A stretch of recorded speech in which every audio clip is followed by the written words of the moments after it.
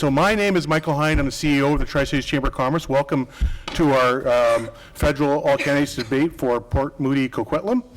I'll bring up our moderator here in just a few moments, so I won't be moderating the event, which is a good thing for everybody.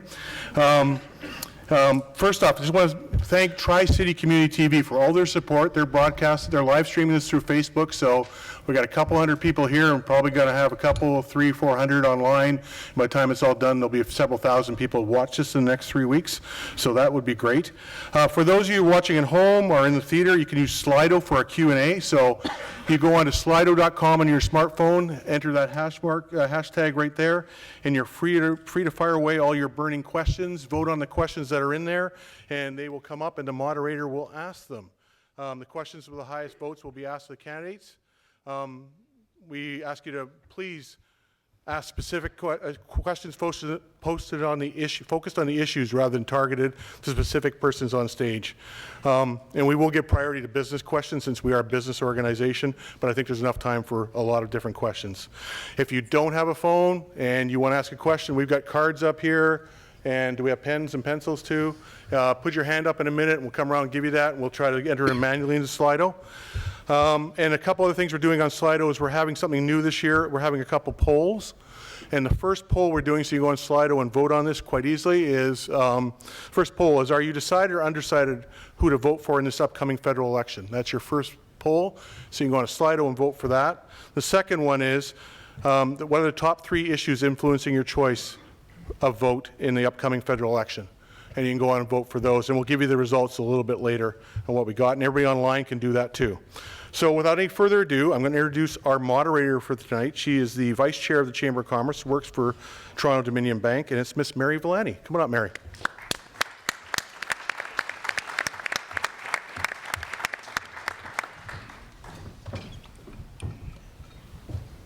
Thank you, everybody, and welcome. My name is Mary Villani, and I will be your moderator tonight. The federal election is now in full swing. Lawn signs are up, candidates are door knocking, and the pundits are arguing. Beside me are the 5 major party candidates running to be your Member of Parliament for the riding of Port Moody Coquitlam.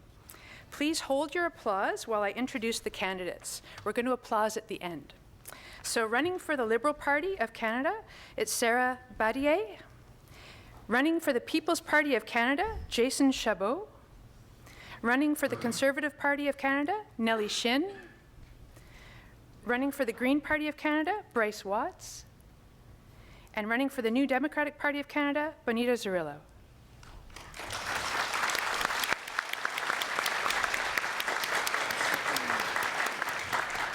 And welcome all of you. So first, we will quickly go over the format of tonight's debate. The location of candidates on stage and speaking order for the opening and closing statement has been determined by alphabetical order of the candidates' last names. To begin, each candidate will have 2 minutes for an opening statement. We will then move into the debate portion of the night, where candidates will be asked a series of questions, starting with a few prepared by the Chamber, and subsequently moving to those shared on the Slido by the audience. Candidates are asked to keep their answers to 1 minute each, and candidates are welcome to respond to any comment or follow-up question directed their way by another candidate, but must keep those responses to 30 seconds.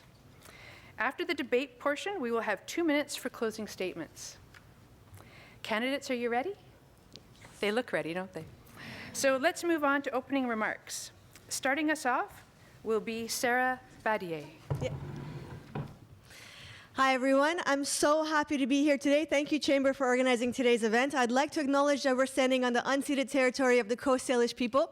Again, my name is Sarah Badier, and I've been a longtime resident of Coquitlam for about 15 years.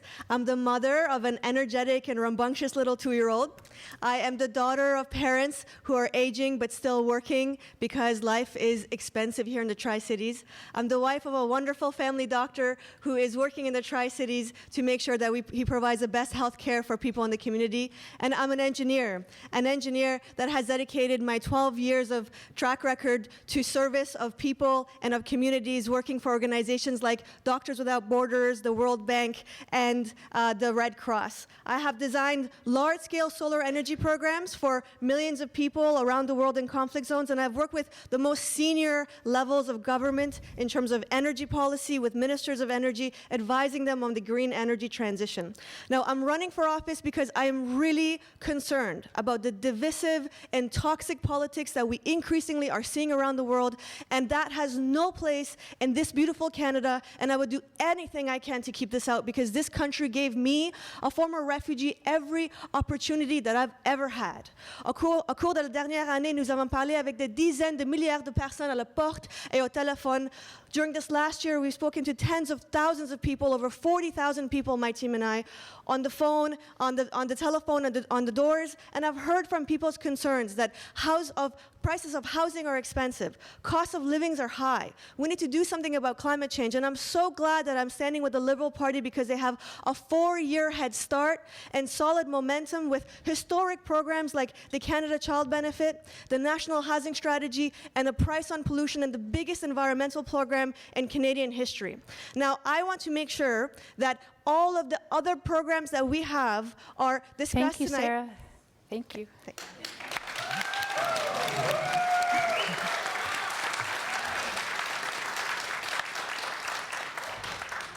Next is Jason Chabot.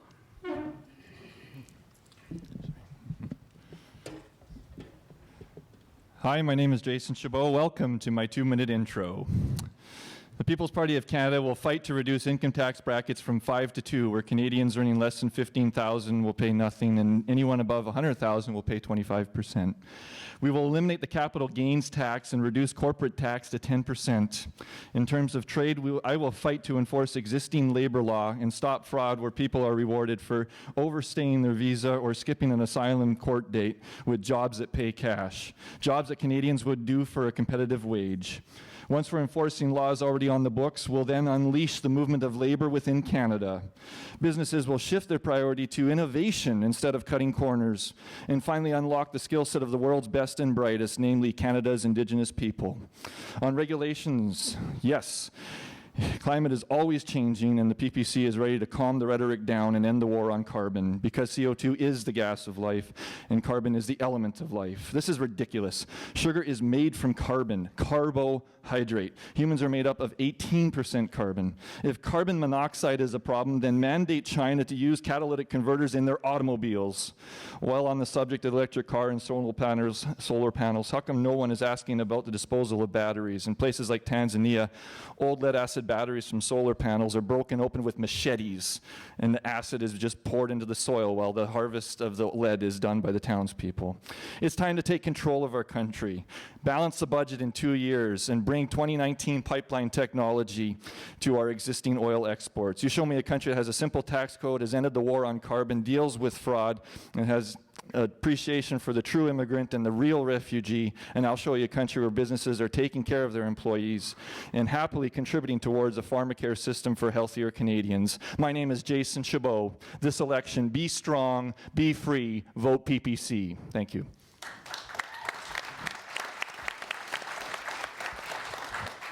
Thank you, Jason. Next is Nellie Shin. Good evening, everyone. My name is Nellie Shin, and I'm a teacher, humanitarian, and artist. I'm running to become your member of parliament because I'd like to help you and your family to prosper and enjoy life to the fullest. My vision as your MP, if elected, would be to help build an economically strong community and help you access a better quality of life. I'm honored to be sharing this evening with you and the Tri-Cities Chamber of Commerce because I come from a family of entrepreneurs. I invested close to 20 years of my life helping to build our family's small business into a flourishing floral studio that hired multiple employees and serviced the Queen's Tour and the G8 Summit. I'm here tonight because I celebrate the prosperity of businesses and the jobs you provide for families. As business owners, you are key to the economic vitality of our community and our nation. I'm proud to be representing the Conservative Party of Canada because it's the only party that's putting forward policies that will empower Canadians, businesses, and families to get ahead. A Conservative government will implement universal tax cut of up to $850 or more per household, cut the GST from home heating bills, reintroduce the public transit tax credit and the children's activities tax credits for sports, fitness, arts, and learning, boost the government contributions for the RSP from the current 20% to 30%, and fix the mortgage stress test. Andrew Scheer and the Conservative Party have a plan, and we will live within our means. We'll help make life more affordable so you can get ahead. Thank you.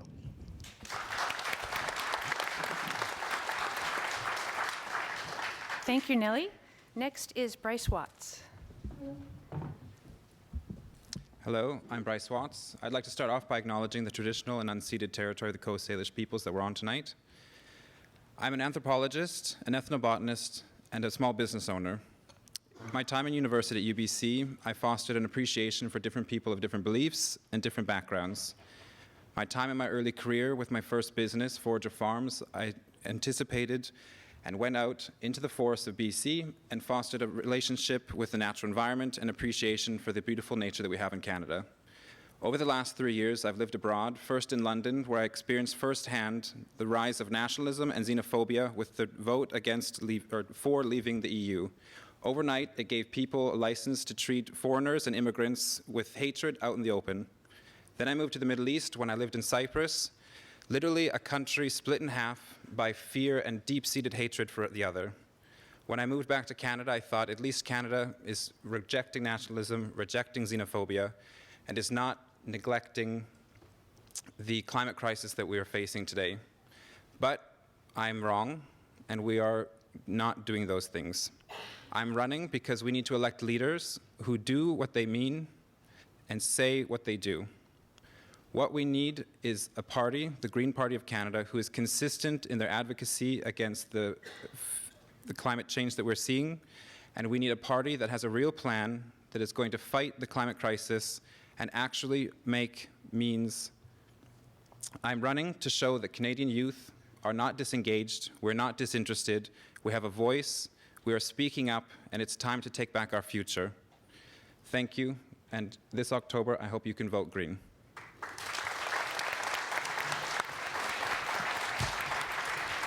Thank you, Bryce. And next is Benita Zarrillo. Thank you, Mary. I acknowledge that we are gathered on the ancestral and unceded territory of the Coast Salish peoples. Is this mic working okay? Can everyone hear me all right? The outcome of this fall's election will determine whether, as Canadians, we hurt or help the warming of this planet. It will determine if income inequality will continue to grow or recede. This election will determine if life-saving medications will be available to all of us or just a few. And it will determine what values this country is governed under for the next 4 critical years. My name is Benita Zarrillo. I'm running to be the next NDP Member of Parliament to put the needs of people first. The residents of Port Moody, Coquitlam, Anmore, and Belcarra are compassionate and caring. On the doorsteps, you've told me that you have a desire for your government to take bold action on solving the affordability crisis, and a commitment to a healthy, natural environment for our kids and our grandkids. I'm committed to that too. As a 3-term city councillor, my record in government is strong. I'm known for my integrity and courage to stand up for people and to get things done. In this election, experience matters. There is no time for learning curves. We need an MP that knows this community and can hit the ground running. I'm asking for your support on October 21st so that I can continue to work for you on environmental stewardship, enhanced healthcare, and housing for everyone. Thank you.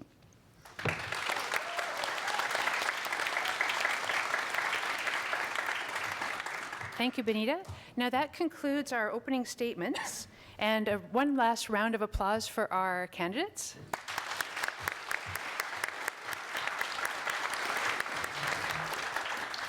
Thank you. We will now enter the debate portion of the evening. As a reminder, each candidate will have 1 minute to respond to the question asked. Candidates may comment or ask a follow-up question to the other candidates with 30 seconds for replies. Follow-up questions must remain on the topic of the original question at hand, and we will begin the debate with a few chamber-prepared questions and subsequently move on to the audience questions. So let's get started. So, question 1. Balancing the need to invest in our communities against the problem of running deficits and overspending has been a hot topic in this election. What is your party's plan to balance the federal budget? If you plan to increase spending, how do you justify the increase to the federal deficit for future governments? Sarah? Sure.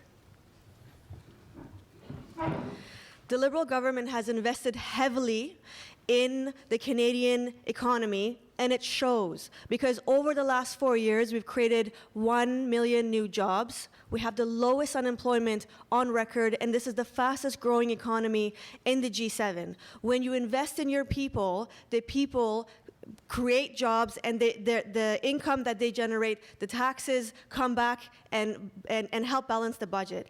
The thing that I want to really stress here is that in the Q2 of 2019, we had the biggest growth for the economy, 3.75%. It was greater than since the last 2 years. So you have to make sure that you take a look and you see, are we growing or are we not? And under this Liberal government, we are growing, and we're going to continue to invest and make sure that we keep doing that. Thank you.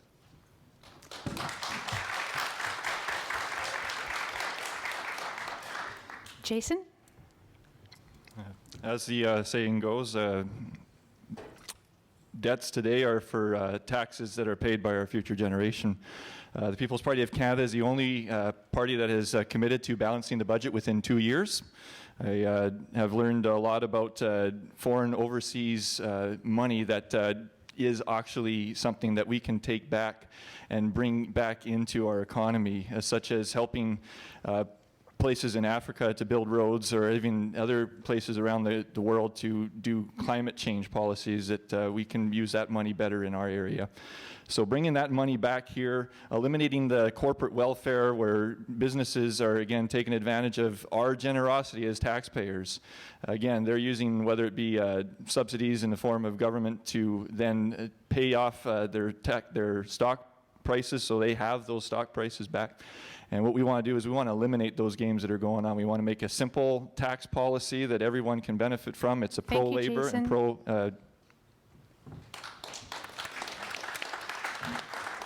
Nellie? The answer is very simple. Don't spend what you don't have. The Conservative Party has a track record for balancing the budget, and during a recession period, a Conservative government helped Canada go through it without a bumpy ride, as our neighbors down south have. We will be cutting $1.5 billion from corporate welfare and cutting 25% from foreign aid to countries that have high or middle incomes. And we will spend from what is saved in the government. These are the ways that we will be spending money to take from those places where we've cut our support in those areas, and using that money to invest back into Canadians to make life more affordable and to help you get ahead. Thank you. Thank you. Bryce? The Green Party of Canada has two main points: to increase revenue and to also lessen the burden on the federal deficit. The first is to close the loopholes that we're seeing billions of dollars every year being hidden offshore. Addressing this, and also addressing the subsidies issue that we have with the fossil fuel industry, $3.3 billion a year given to the most profitable companies in the country, doesn't make sense. If we're worried about not having enough money for essential services, why are we then giving money to some companies who already are making and paying millions in bonuses to their employers and their bosses? Taking away these billions in subsidies and closing loopholes is how we can have a balanced budget, but also still maintain the services that are critical for our people. Thank you. Bonita? Thank you. I've been managing government budgets for years, and it's always about choices. The NDP government is making two choices. One is to tax the people in this country that have assets worth more than $20 million. Luxury assets, including stock portfolios over $20 million, will pay a little bit more. We'll be asking them to pay a little bit more. We will also be redirecting the subsidies that go to fossil fuel companies right now back into healthcare for people. Thank you. So our second question is, what specific measures will you and your party introduce to help small business thrive? And we're going to go back to Sarah. Okay. Sorry, could we ask questions from the previous rounds as well? Yes. Or? Okay. Yeah. So can I go back to the previous question? Yes. Okay, so for the previous question, I want to know, specifically for Nellie, right now our debt to GDP ratio, which is the measure of the amount of debt that we have to the size of our economy, right now it sits at simply 31%. It's the lowest in the G7, and the US by comparison is at 104%. So if you take a look also at our credit rating, we have a AAA credit rating. We are the only country, together with Germany, 2 countries in the G7 that have a AAA credit rating. So economically, we are powerhouses, and we are making sure that we can continue to grow. So on that front, I'd really like to ask Nellie, why is it that when we're really growing and where we're improving, if you have a small business, you have people getting more jobs, you're selling more, you have revenue coming in, why would you shut down, and why would you go and say, okay, that's enough, thank you very much? If the economy is growing, I would rather have investments back into the economy so that it keeps growing.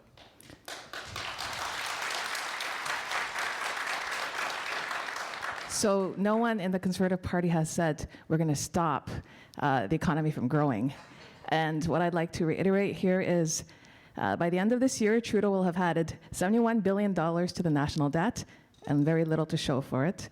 And I have to question his statistics as well.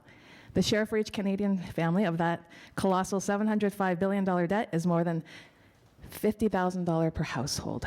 The cost of servicing that debt will rise 40% to $34 billion in just a few years, almost the same as the federal government spends on health care. There are people who are living just shy of $200 every month from insolvency. There are people living in heavy debt loads, and that's almost 50% of Canada's population. So I think there is a problem, and I'm hearing at the door and from business owners that they're struggling. So I would have to disagree with what you have said. Thank you. Do we go back and forth, or do we stop there? No, you get one shot. Okay. One kick at the can.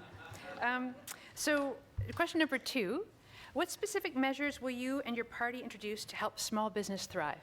Okay, so as I was growing up as a newcomer to Canada, my parents started small businesses, many of them restaurants, luggage shops, convenience stores, and I worked in every single one of those businesses. And I remember how incredibly hard it was to make sure that you compete against the big companies and to start from scratch again and again and again. The Liberal government has, first of all, brought in the small business tax rates, tax cuts, which are going from 11% to 9%. That's the lowest in the G7. In addition, we've said if you want to cut costs for your business on the energy efficiency side and you want to retrofit your business, there are a lot of money that we've put aside, billions of dollars into the low carbon economy fund so that you can cut costs on your energy bills.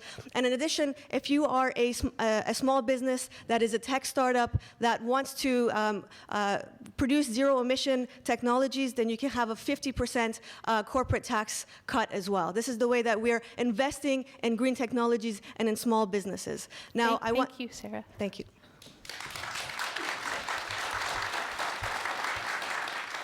Jason? Just a quick point there. That last round, you'll notice that none of the other parties committed to a time frame for balancing the budget. As far as working with small business, I mentioned that in my opening that we have opportunities here already. We don't even need to have policies put forward of enhancing small business. That's basically dealing with, like I said, enforcing labor law and eliminating fraud. Besides from that, we do have the tax policy again that's out there that anyone can review, 15% for anyone that's over $15,000, 25% over $100,000, and the best part, no tax on capital gains and 10% tax rate on corporate. Again, these are incentives to start the economy engine. I truly do affirm that we do have a robust economy that just needs to have that unlocking. It needs to have that unleashing. And with the right perspective on business, we can do so. Thank you. Thank you. Nellie? So Justin Trudeau has called business owners tax cheats, and I'd like to tell you, growing up as a teenager and knowing other business owners today, with my family's flower shop, it was a lot of hard work. After paying off all our expenses, we hardly brought anything back home. It's very tough for business owners to get ahead, and Conservatives know that. And so we want to reduce the regulations and red tape that make it difficult to get ahead.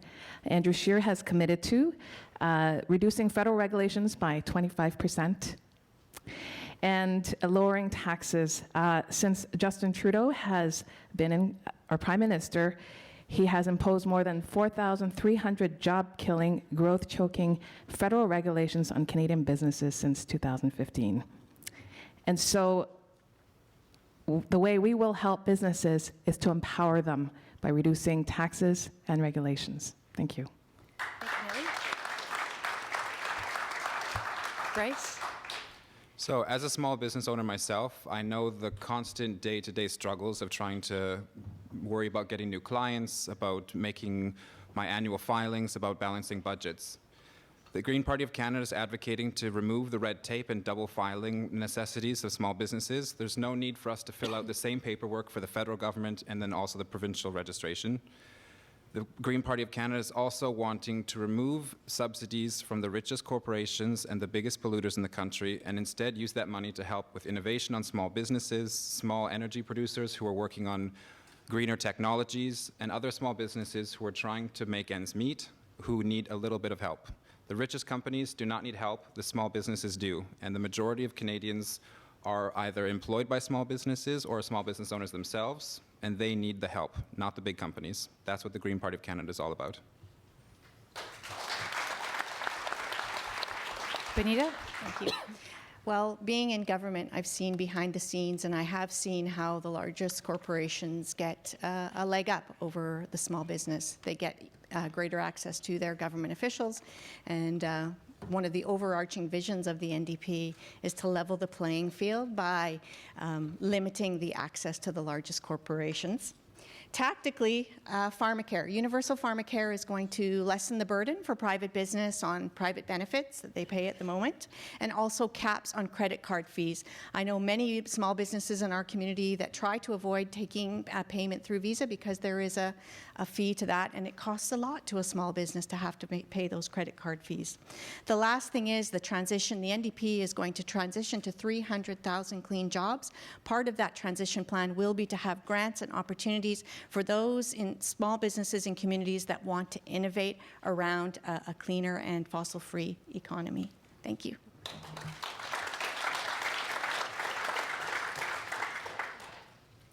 So question 3, given the recent complications with China, what is your government's strategy to conduct trade relations within the Asia-Pacific? Are you seeking to normalize relations with China or seek other trade options elsewhere? And this time we're going to start with Jason.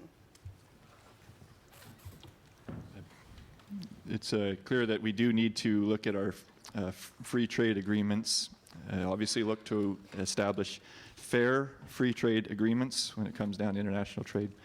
When we look at how money is obviously being spent overseas, we are definitely providing the clear focus that we need to look at how we're spending money here first.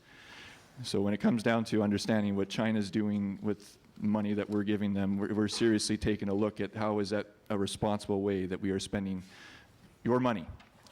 And that's got to be looked at if we are going to do things like, again, balance the budget within 2 years. Thank you. Thank you. Nellie? So Andrew Scheer will be demonstrating strong leadership in how he deals with China. We will engage in ways that will help Canadians advance our interests, and we will deal with China with our eyes wide open.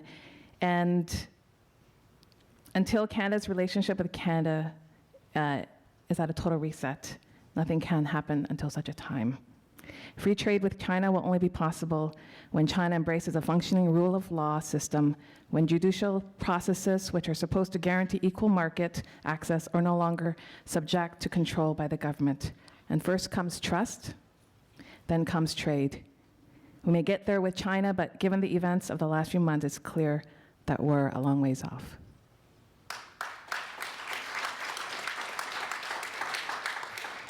And Bryce? China plays by its own rules. I think if anybody watches the news, we can see that. But as a key trading partner for Canada, we can't sacrifice economic growth, but at the same time, we cannot turn our back on our ideals of human rights and social justice.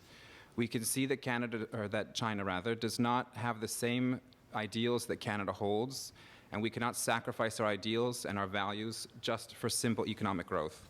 I think Canada has the right and the power to stand up against China and pressure it to make changes to support the people of Hong Kong and their sovereignty, and to also continue to grow and to continue to fight against policies Thank you, Bryce.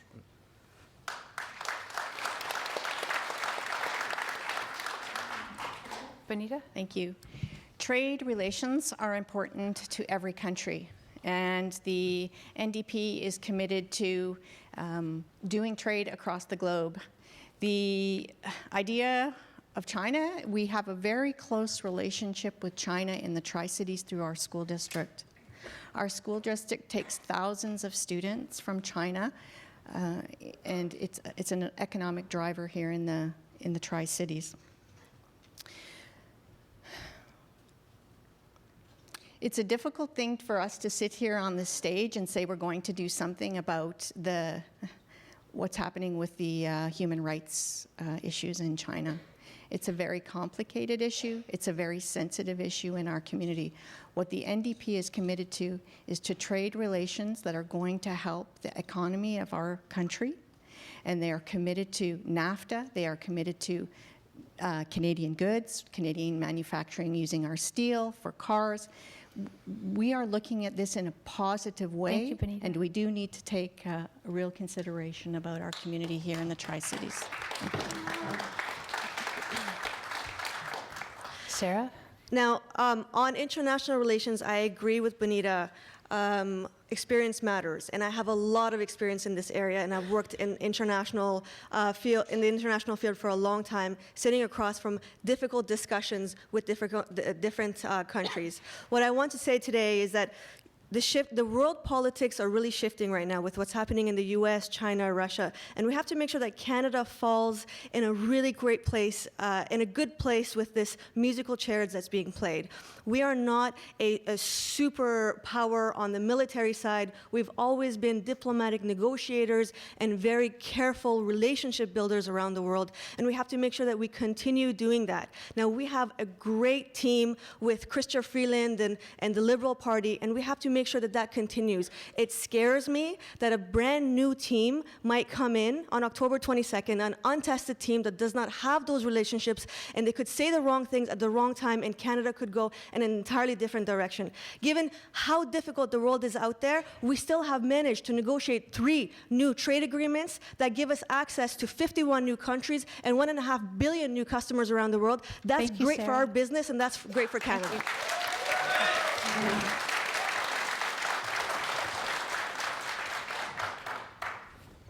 So I have been given a bell. So but I didn't want to ring it in case I frightened any of you. So I will be ringing the bell from now on. So thank you all candidates. Our final prepared question is from our sponsor, the Real Estate Board of Greater Vancouver. And for this question, we're going to go to Nellie first. And the question is, the federal government has, over the decades, implemented several programs to help homebuyers. An example is the Homebuyers Plan, which lets qualifying homebuyers each use up to $35,000 of their RSPs for a down payment on a home. What brand new initiative would you and your party implement to make home ownership more affordable, especially for first-time buyers? Great question, because at the doors I've been hearing so much about how home ownership is so difficult, and young families have to be moving out of the Tri-Cities to be able to buy a home. The first problem we have to tackle is the mortgage stress test.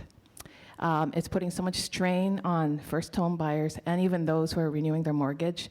So under Conservative government, we'll be fixing the mortgage stress test to make home ownership more accessible for first home buyers. And we'll be working together with the relevant officials to get rid of the mortgage stress test for homeowners who want to renew their mortgage.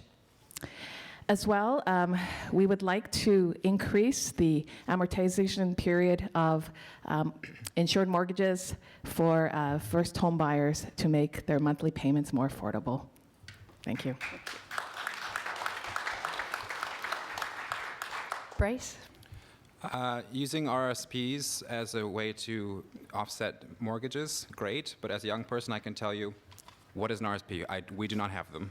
So that money does not help us, and we're the ones, unfortunately, that are not in the market at the moment.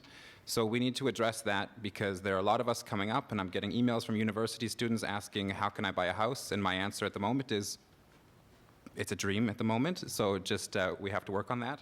But what we need to do right now is to make things more affordable. And because youth are trying to find rentals that are affordable, let alone finding a house to purchase, we need to work on getting more incentives to developers to build rental income or rental properties and reignite the federal co-op program. Co-op housing is a good way to have affordable rental housing.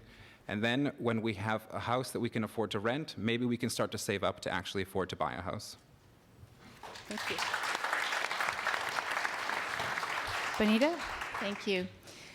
The NDP understands that not everyone is going to be able to buy a house, and so purpose-built rental is part of the NDP's plan to forego or to exempt that federal portion of the GST and HST on purpose-built rental. They'll also do the same thing for affordable units that are being built by the development community. This is something that the developers in our community have asked for, and this is something that the NDP will bring to the table.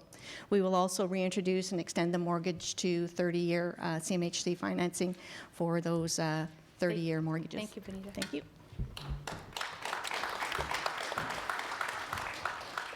So Sarah? I moved here to the Tri-Cities in 2004 with my family, and I moved here to go to university at UBC, and I dreamt about buying a home when I graduated, but it was just too expensive. And as I waited for to be able to get the down payment together, the prices just took off. Now, the federal government has not been in the housing sector for decades, and there has been a serious lag of investments in affordable housing and the ability for people to buy a home. Now, the federal government, the Liberal government, has stepped in with the biggest investment in housing in Canadian history. In the last 50 years, it's a $55 billion program, and it addresses all the different issues that we're talking about. So the first-time home buyers incentive is a program where you can have up to 10% of an interest-free loan that brings down your monthly mortgage payments by a couple $100, so you can spend that money on baby formula or whatever else there may be. But there's also programs to implement hundreds of thousands of affordable housing units and provide rental subsidies for people that need it. Thank you. Thank you.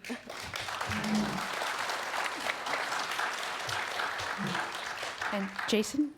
It's great to hear all the money that's being spent, so that's why I have my answer for why it's not going to be 2 years before the budget is balanced. When we have a lot of factors that call into housing prices, and one thing we got to look at is basically the role of inflation.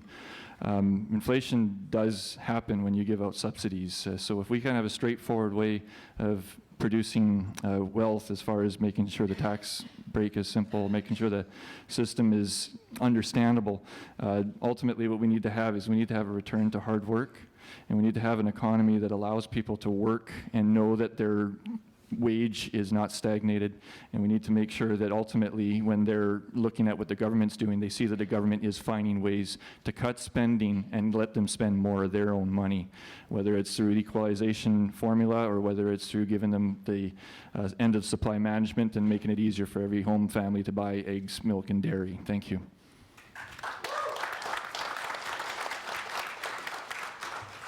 Are there any pertinent follow-up questions? So thank you all candidates. We will now move on to public questions, but before we do, I think we want to share the results of our first poll with you. And the question that we asked was, are you decided or undecided on who to vote for this upcoming federal election?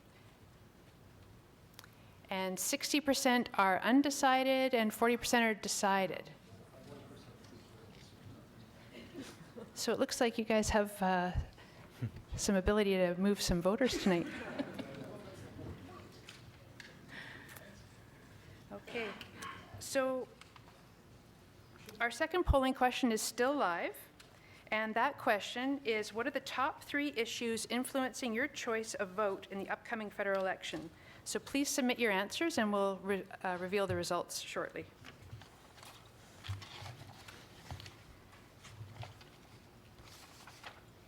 Okay, so now we're going to go to the next question.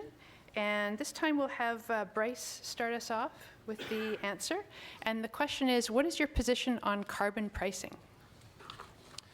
Carbon pricing has been shown to be effective. Andrew Scheer thinks that it's not a useful program to be having and points to BC as not being a successful program. But as the experts are showing, it actually does have an impact. And the economy in BC has grown by 23% since it was introduced. Population has grown by 17%. But emissions in BC has actually gone down 1.8%. Now, 1.8% doesn't seem like a lot, but when you take into account the growth that we've had, it should actually be 15% higher than it is. So we haven't had a lot to show in terms of statistics, but when you take into account the growth we've had, it is a program that's working, and it is incentivizing people to limit their carbon emissions and to make smarter choices. Thank you.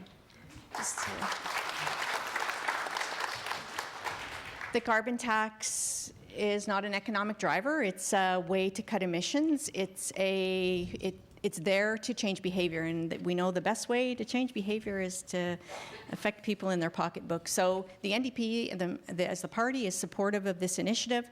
One thing they'd like to see, though, is a greater burden on the largest polluters. So they'd like to see the shift go to the largest polluters in regards to tonnage and price per tonnage.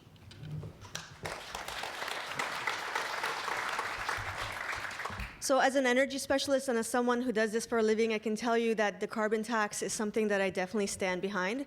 The transportation sector in Canada contributes to 25% of our total greenhouse gas emissions. So our carbon tax would have significant impacts. The Liberal government has already invested about $4 billion just in the Lower Mainland on public transportation in the Greater Vancouver area in the last 4 years alone. So when you've got public transportation and you're going up to fill up your car and you see, wow, that's quite expensive, you think, you know, I could be taking a comfortable alternative that is reliable and that's defendable and that's right there. And that's the whole purpose of the carbon tax, is to provide, to make it a little bit more difficult on this side so that there's a little bit of a shift in the way that people think. And it's been proven to be very effective in BC. It exists already, so it doesn't change anything for voters in BC. And it's one of the many ways that we can move forward. I'm just really concerned that if the Conservatives cut this program, that there isn't really a solid way for us to meet our Paris climate targets for 2030.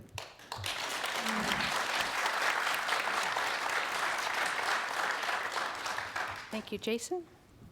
Well, frankly, the best way to change behavior is to demonstrate leadership. And leadership is telling Paris, you don't live in Canada, we do. Therefore, the People's Party of Canada's position on this is to get out of Paris. It's to manage our own destiny. It's to get rid of this carbon tax idea. And as I've presented already, confront people with the truth. Might be hard to listen to, but that is true science that I quoted at the original part of my open this evening.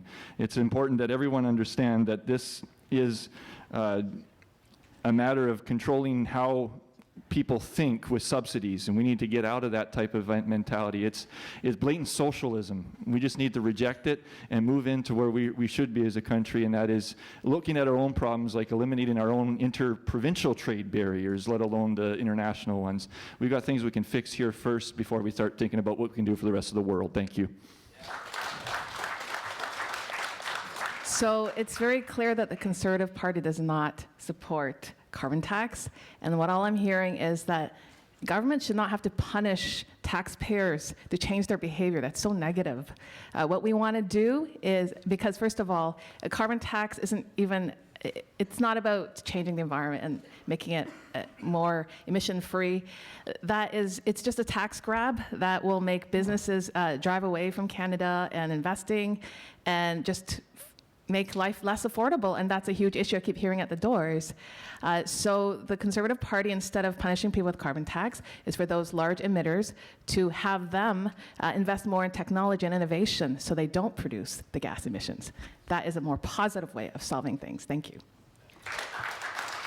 Can I ask a question? Sure. I would just like to know, how do we get those big emitters to agree to change their behavior, and how would we make sure that they don't just spend that money on lawyers to make sure that they don't have to do anything? Well, I think that question... Was that for me? Yes. Okay, of course. Well, I would like to ask, regarding lawyers, Justin Trudeau really doesn't have any ground to stand on regarding integrity and dealing with his corporate buddy. Sorry. We as Conservatives work in partnership with our Canadians with a positive way to empower, and if it's the regulation, they'll just have to work through it, and we will hold them accountable. End of story. Nellie, I have a quick question for you. Yes. So you're saying that the carbon tax is shown to drive business out of the country and to actually impact local citizens, but the evidence and experts agree that it has not had any impact on the BC economy, and it has been an incentive for citizens to make changes. So how do you respond to that? Well, I don't know where you're getting your statistics. And the other thing, too, is we're talking about a federal government which includes all the provinces. Thank you.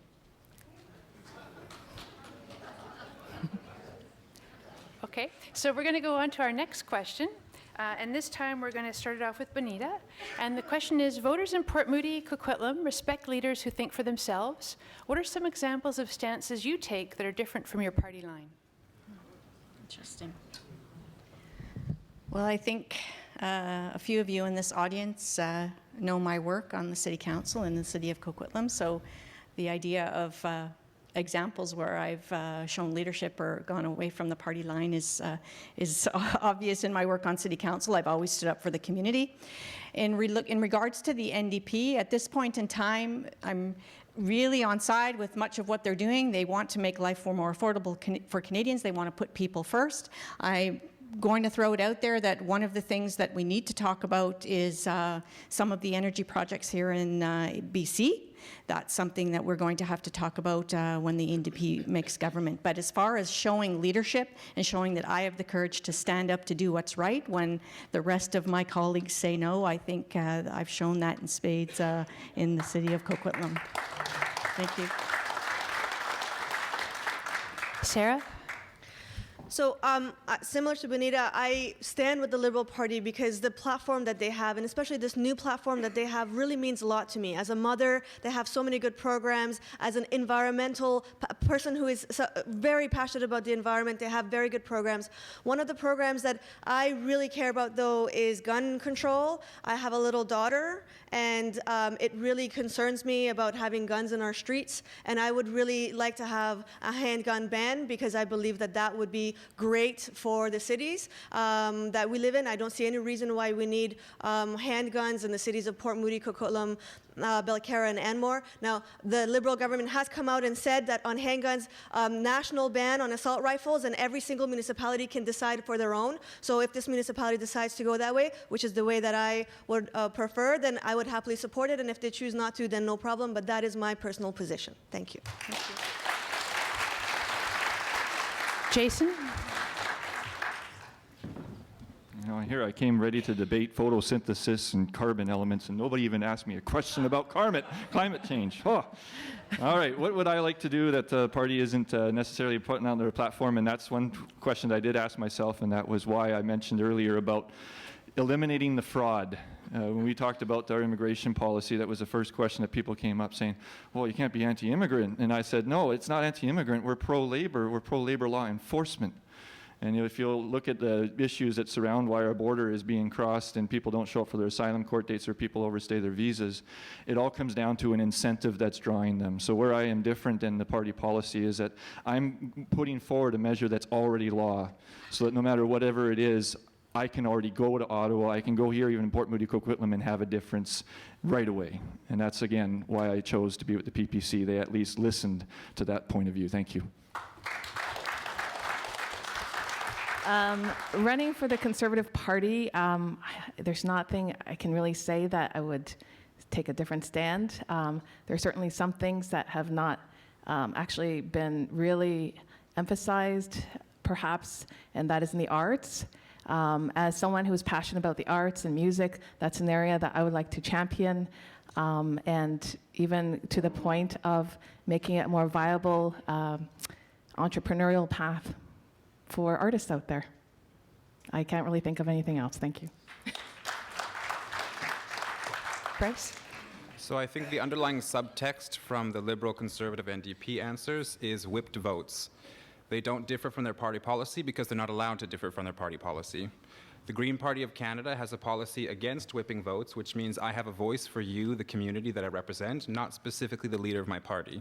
So I'm not saying they don't support their party and don't agree with the policies, but they also don't have the right or the ability to speak out against it, or else next time they're not going to be on the ballot for you to elect them. That's the real message here, and that's something that the Green Party is proud to be able to say, is that I will represent you regardless of what the party says. I obviously agree with the Green Party, that's why I'm a candidate for the Green Party, but if I have something that goes against what they're legislating for, I have the power to go against that. I have a question. So this is a question for Nellie again. I'm sorry, Nellie. I really like you, but I need to ask you. You're a wonderful woman. I want to know, for the City of the Arts, for the place that we care so much about our music and our culture and our arts and our museums and our summer concert festivals, one of the first things that the Liberal government did within the first 6 months of being elected was that they provided $550 million to the Canada Council for the Arts, which is the largest funder of arts programs around Canada. This was a program that hadn't been funded since 2006. Now, when the Conservatives say that they are going to be careful and cut and make sure that they're trying to balance the budget, how do you feel, Nellie, as someone who really cares about the arts, that probably we're not going to receive any money under an Andrew Scheer government?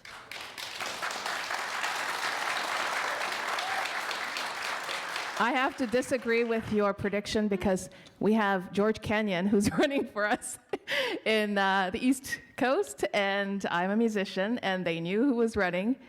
I will go to bat. If the party doesn't like it, too bad. I'm going to fight for it. And thank you. I don't poo-poo or downplay the work of other parties if they do something good. So thank you.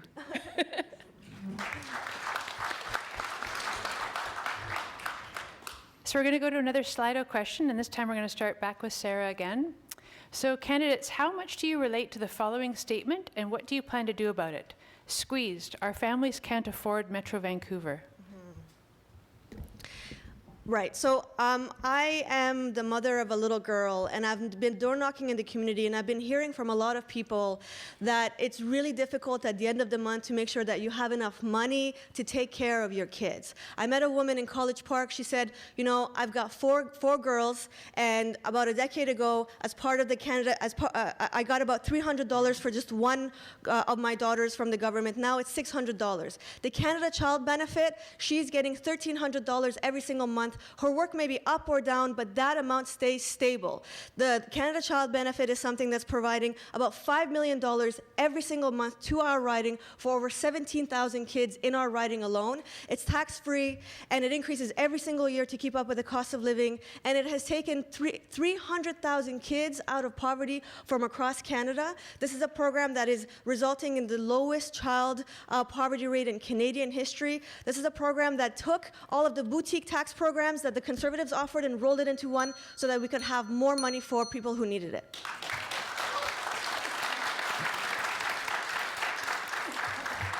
I'm sorry about the bell. I always feel so rude when I ring that thing.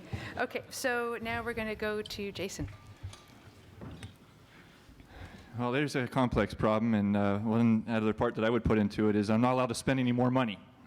So I got to come up with a solution, and I don't have more money to spend on it. So what I got to do is I got to try and figure out why I just got my assessment today, and yet it's gone up again. I've been getting my assessment now for the last 20 years because that's how long I've been here in the mortgage community. So what we have is we have places that are building like monster homes. And what I want to bring to people's attention is the reason why they're building monster homes is, again, because we've got this exploited labor that's willing to work for cash. They're permanent renters. They can't get a mortgage. They can't get a loan. And so they're at the mercy of landlords that want to charge them whatever they feel like charging. And get it, when they get their rent and it's cash, they don't claim that on income taxes. So we got some big problems here that, again, I don't have more money to spend, but I can bring to people's attention what we can do as a government already with the laws on the books to fix this. True leadership. Thank you. So affordability is something that we as Conservatives are very focused on making happen. We are implementing the universal tax cut of $850 or more per household, cutting GST from home heating bills, reintroducing the public transit tax credit to help commuters save money and also help with the environment. We're reintroducing the children's activities tax credits for sports, fitness, arts, and learning, and boosting government contributions to the RESP from the current 20% to 30% so that families can invest in their children's future and get back a little bit more. These are just some ways that our party would like to help make life more affordable. And on top of that, dealing with the mortgage stress test, lowering taxes. These are very practical, pragmatic ways that we can help Canadians and locally here to save a little bit and get ahead. Bryce? So this question is my life. It is not affordable. I'm self-employed. I'm living in a house just down the road with 7 other people renting. No prospects of home ownership. So the Green Party of Canada is advocating to give free dental care to low-income families, people under the StatsCan statistics for what low income is for that community. We're also wanting to increase funding for transportation and transit because as someone who does not have a car and cannot afford a car, I have to take the buses, which I have to wait long periods. I miss them. I have to be late for an hour. So the Green Party of Canada wants to increase funding for TransLink so that there's actual green and functional transportation for people who can't afford or don't want to take cars. We need to have proper incentives for people to be able to save money, and by investing in that infrastructure, we can save a little bit in our day-to-day lives and put it towards our futures. Benita? Thank you. Well, I'm a 53-year-old mother, so this one I relate to. Also on the idea of generation squeeze. As soon as I saw the word squeeze, it jumped out into my mind. So basically, disproportionately, I feel, I'm going to talk personally, affected by this. My oldest daughter doesn't live in the country anymore. My middle daughter moved to a neighborhood, a cote beside us, and I have a teenager still at home. My mother just lost her husband. Many of you have probably met her husband. He knocked on many, many doors in many of my elections. She just lost her husband. She can't afford to move here to be with us for us to be able to support her. The things that I'm going to work on, pharmacare, so that her life costs go down. The NDP is going to invest in 500,000 units of affordable housing, including purpose-built rental, for sure. And I believe in investing in local business so women, and this disproportionately affects women, women can live and make money closer to home so they can take care of their elderly parents and their kids that are still at home. Thank you for not ringing the bell. Can I ask a question? Sorry, it seems to be only me asking questions. This one's for Bonita. I'll leave Nelly alone, this one. I just want to know, when we're talking about national pharmacare and when we're talking about hundreds of thousands of more affordable housing units, how is that different from what the Liberals are doing already? When it comes to pharmacare, the NDP are going to do it.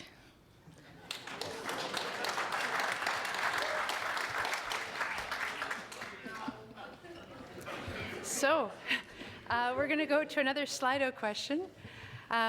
This one has the most votes. It's, what's your background in private business and how can the Tri-City business community trust you to grow the economy? And we're going to start with Jason this time. Question for any of the candidates: if you have no money and you got to fix something and you're not allowed to spend money. I welcome anyone's insights on how to do that. Again, you have no money to spend. Now you'll know how to lead our country back into economic prosperity. When it comes down to my private practice, I'm a data analyst. I constantly get called into meetings, and I have to look at the numbers, I have to look at the costs, and I have to try and figure out, okay, we can't spend any more money, but yet I got to use money to get people to do the job. And so we're constantly finding ways to come up with the benchmarks that get people to work together as a team. And in working together as a team, that's how we actually find the new money that's been there all along. And they find opportunities for improvement. We find ways to actually do the job better and yet still not put the cost onto the customer. Those are practices, those are life skills that I encounter 24/7 as I'm on my laptop every single day. If you ask my family, they'll tell you I'm on that thing all the time. But anyways, thank you very much for your attention. Nellie? So as I mentioned earlier, when I was growing up, our family opened a little flower shop, and we grew into a thriving floral design studio that serviced many very high profile functions and hired multiple employees. And we were able to help them make a livelihood. I know the pain that business owners carry. A lot of times after you paid everyone off, there's very little sometimes that you take back home for yourselves. You're 24/7 working hard. Businesses don't need to be punished with high regulations and high taxes. You are the daily champions of our economic foundation in Canada, and you need to be empowered. And so my passion, having the experiences of hardship and knowing that working together with a Conservative government that is committed to reducing regulations to the point that we're going to assign a minister to focus on cutting regulations, I think you can have my trust on that. Thank you. Bryce? I am a small business owner. Right out of university, I started my first business. I went out into the forest picking berries and leaves to make teas to sell to local stores here in Vancouver. I worked at farmers markets. As a small business owner, I had to do finances, accounting, legal issues, HR. Every aspect of a business I had to take care of because I was the only one to take care of it. Now I have a new business. I have a team of 6. So I'm having to do even more organization. I have staff around the world. I have clients around the world. This is something that is my day-to-day. I know how to balance a budget. Granted, a federal government is not a small business, but I know accounting. I know the legal ins and outs of what small businesses have to go through and the red tape that we're burdened with on an everyday basis. So the Green Party of Canada is wanting to get rid of that red tape, wanting to make life easier for small business owners, and to make it easier for them to find the right people and to have their businesses thrive. Thank you. Bonita? Before I was elected, I worked for Fortune 500 companies across 3 countries, 2 continents, and I've lived and worked all across Canada for packaged goods companies, including Cadbury Chocolates, NEC, NCR Teradata. I've advised Unilever, McDonald's. I did all of that before I got elected. But what's important in this question is what will I do for the local economy here in the Tri-Cities?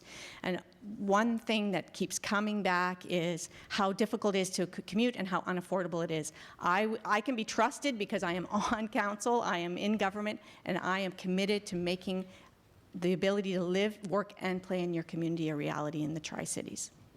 Thank you. And Sarah? When I was an energy specialist at the World Bank, I worked around the world with governments, but also with small businesses on creative energy solutions, specifically clean tech and clean energy. I always advised the governments to work with companies that were leapfrogging technologies. So they were the ones that were bringing in the latest for the rooftop solar power panels, or for the best electric vehicle battery chargers, or for the best energy efficiency programs. This is my background, and this is an area that I know quite well. And I know that with the federal government, with the Liberal government, if they get reelected, they've promised to cut corporate tax rates by 50% for clean tech companies. I know this area very well, and I know that 7 of the top 100 global clean tech companies are right here in BC. Some of them are right here in our backyard. And I would love to make sure that I use my expertise to make sure that this sector thrives, because this is the future of Canada and of our exports to the world. Thank you.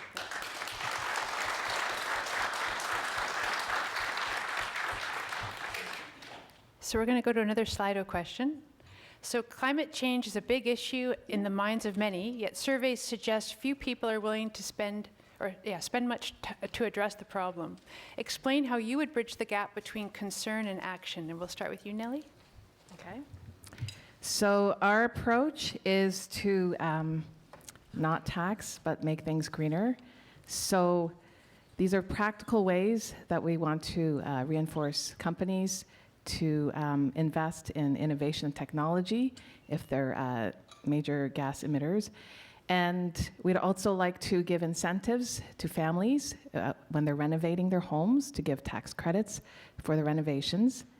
And we'd also like to help to keep our environment clean and stop dumping into rivers and waters. As well, the transit tax credit to make it more green for commuters so that we don't produce all the gas emissions. Thank you. Thank you. Bryce? If there's one issue that everybody in this room knows the Green Party of Canada is advocating for, it's climate change. The way we can bridge the concern and action, you see last weekend the hundreds of thousands of people who marched across this country because they know it is time to take action against the climate crisis. So I would disagree. I think a lot of Canadians are waking up to this view, and it's showing in the polls and new statistics that are coming out every day that people are starting to wake up and realize that this is happening.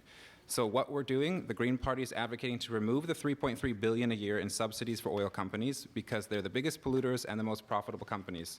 Instead, take that money, invest it into greener technology firms, give them the funding to make the solutions for us.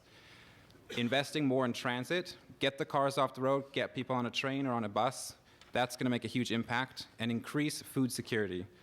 25% of all the food that we produce is what we eat. The rest goes in the garbage. That's being shipped from Brazil, shipped from Mexico. That's emissions. Then we have on the prairies, the cattle industry is a huge polluter. If we aren't eating some...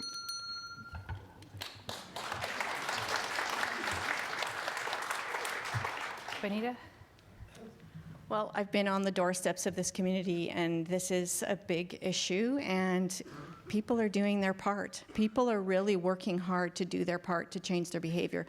What we need to address is the largest polluters. We need to make the largest polluters accountable, and that will take political will. If we ask how would you bridge the gap between concern and action, is to actually have the political will to take action, to limit the largest polluters and to drive innovation in the green job industry by investing in it. We're doing our part at the bottom. We need the large polluters to do their part at the top. So on this issue, the Liberal government is really the only one in the room that has a head start of 4 years. And the biggest concern that I have is that head start could be stopped if the Conservatives get elected. I'm an energy specialist. This is something that I have studied. This is something that I have done for my entire career. I've got over a decade of experience in this area. When I took a look at the environmental plan that the Liberal government has put into place, I was truly impressed. Because in this 4 years, they put in programs that will get us to our 2030 climate targets and beyond. And they have a clear plan for where we want to go into the future. Now, if it's the $4 billion that's already been invested in public transit in the greater Vancouver area just in the last 4 years alone, or the commitment to continue to invest in in public transit, or the $5,000 rebates for electric vehicles, or the $28 billion green infrastructure fund, or the 25% of our oceans and our waters that are going to be protected, or the $1.5 billion Oceans Protections Plan, I don't have enough time in a minute or even in 5 to tell you about all the things that we've already done, but that needs to continue because the Liberal Party is the one that's already doing it.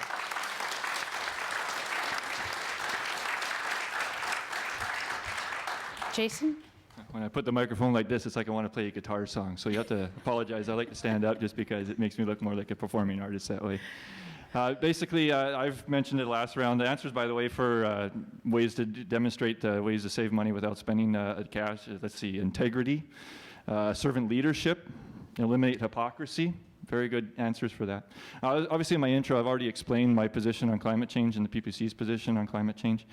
We need to expose the fraud that's going on. Consensus science is not science. If you hear the word consensus and science together in the same sentence, grab your wallet. You've just been conned. Now, consensus science, you don't need 97 scientists to tell you that E equals mc squared. You don't need 97 scientists to tell you that the Earth is 93 million miles away from the sun. Those are facts. And what we need to do is we need to push for facts when we talk about this whole matter of climate change. We need to, yes, we need clean waters, clean rivers, clean lakes, sure. But when it comes down to being honest and open with how the government's going to be spending our money, that's where the facts begin. Thank you. Okay, so the next question's going to start off with, oh yeah, do you want to redirect? Yeah. Am I allowed to ask you? Yeah. No, well, I guess so, sure. Okay, they'll be quick. It's not in my script. I don't know. First question's for Nellie. Under the last Conservative government, Stephen Harper cut funding to Research Canada and also gagged our scientists unless they agree with party policy. So how can we trust the Conservatives to actually give real, free scientific evidence?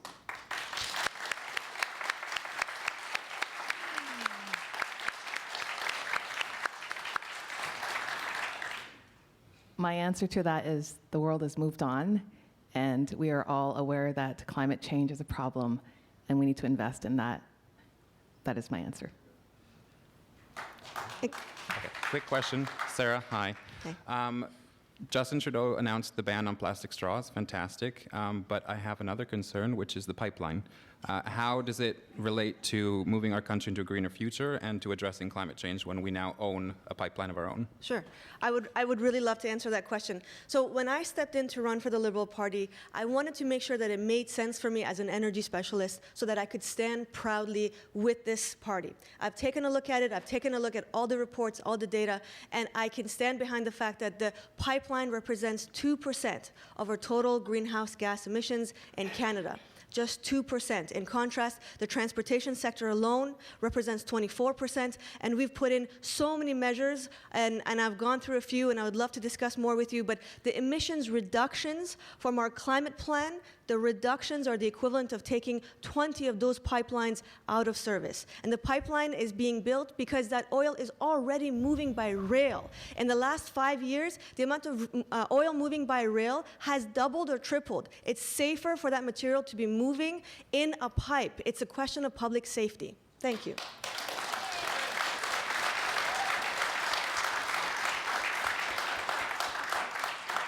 Okay, so Bryce, we're going to start with you on this next question on Slido. The Prime Minister announced he would ban semi-automatic assault weapons and enable municipalities to restrict or prohibit handguns.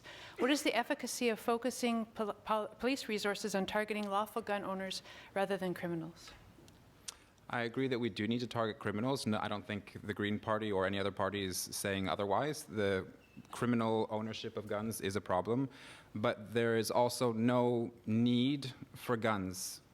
There's no need for a handgun for someone living in a city.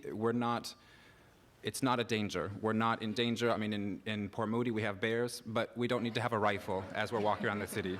So I think it's perfectly on message to be saying that we don't need guns and that there should be some sort of regulation and a buyback program. Benita? So last budget cycle, our RCMP came to us in Coquitlam and said that they can no longer keep up with the child exploitation files that are coming across the desk in our community right here in the Tri-Cities. So the NDP's position on handguns is that they will go to the municipalities to determine, be self-determined, but I just want this community to know that our RCMP are overwhelmed with the child exploitation problem in our community. There is human trafficking is the #1 fastest growing crime in the world, and the NDP is focused on equality and protecting the most vulnerable in our community, and I would want our RCMP to look at that first. So I've spoken about this already, but I'll tell you, when I was living and working in Afghanistan and in Gaza and in war zones around the country, I heard the sound of semi-automatic rifles. I heard the sounds of guns all the time. There's a reason why I'm raising my daughter here, because I don't want her to hear that. I don't want her to hear that.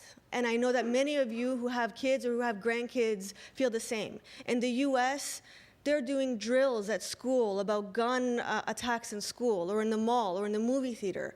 I do not want that here on our streets, and that's my personal position. Again, the Liberal Party has said ban on all assault rifles, and then if municipalities want to ban on handguns, then they'll work with them, and I think that that's the right decision. That's the way that I feel. I'm a mother.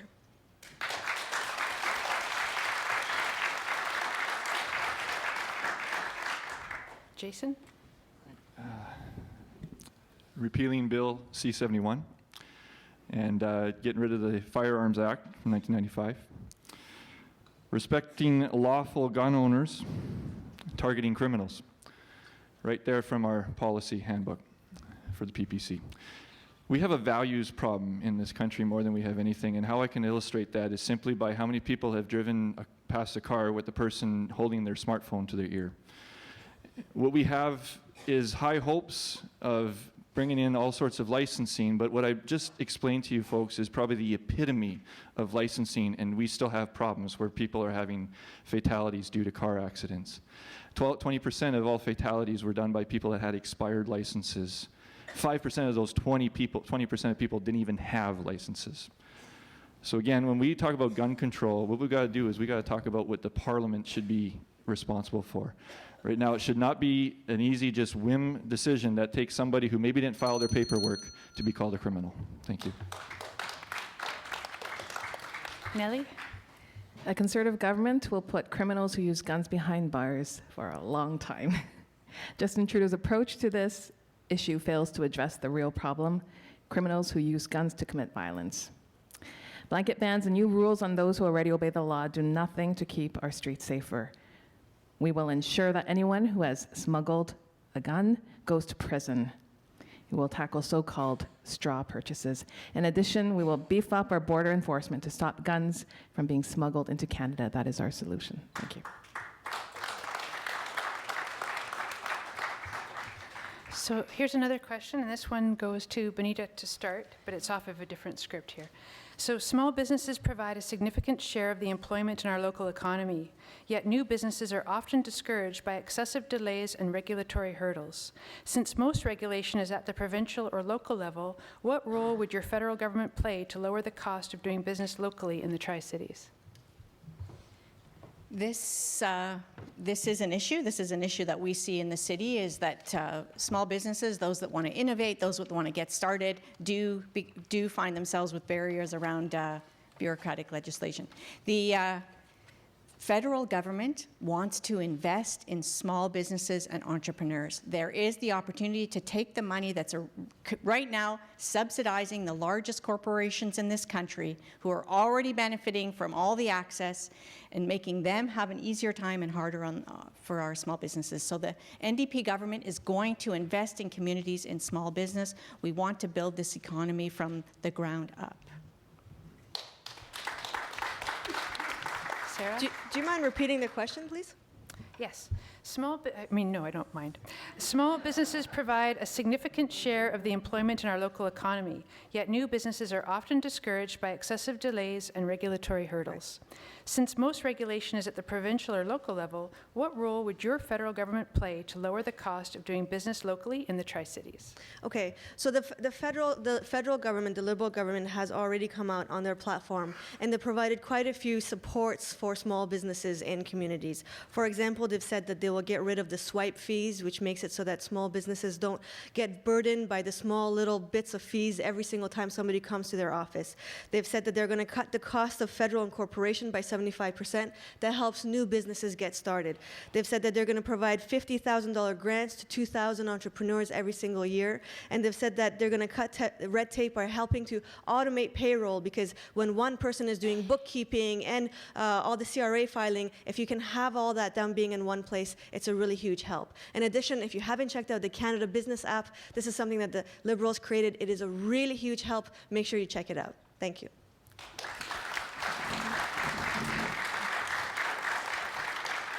Jason? As I said in my introduction, elimination of the capital gains tax, 10% cut flat rate on business. Again, what we're witnessing even in our time is the effect of subsidies. And you say, well, subsidies help the small businesses, but also cause problems later on. And what I'll illustrate that is simply in our news scenario right now. We've got small businesses that are trying to be the honest, fair, and balanced news source, and they're having to compete with people that have been heavily subsidized now and heavily trying really hard to get their message out. This is the effect of small business. They're trying to compete. They're entrepreneurial, but they're being squashed because of subsidies. Abolish this. Get rid of the capital gains tax, flat tax on business, and let's get the economy humming by unleashing the entrepreneurial spirit that is encapsulated in small business. Thank you. Nellie? I think that this is an issue of partnership and relationship, and being proactive in demonstrating that if businesses are to get ahead and produce the and grow the economy, that will only be a benefit to the municipality and the provinces. And so we just have to keep re-emphasizing that. And from a federal perspective, we'll be focusing, in terms of the ministers who will be assigned the portfolio to cut regulation and focusing on that. We'll be also looking at economic growth and innovation as well to support these businesses. So I think this will be very attractive to take to the table when talking to other tiers of government. Thank you. And Bryce? The Green Party of Canada is advocating to remove the double filing regulations so that small businesses can focus on actual business instead of just their legal obligations. We're also going again and again, removing subsidies. $3.3 billion can be put into grants programs to help small businesses get off their feet and to actually get their businesses going. Big corporations already have the money to take care of themselves. Small businesses are struggling to get off the ground and to get their businesses into a point where they can sustain themselves. The first few years, as a small business owner myself, the first few years are the most difficult. So if there are government programs where we take away the subsidies and give it to small businesses, we're then able to get those small businesses into a place where they can take care of themselves and contribute taxes to the revenue of the country.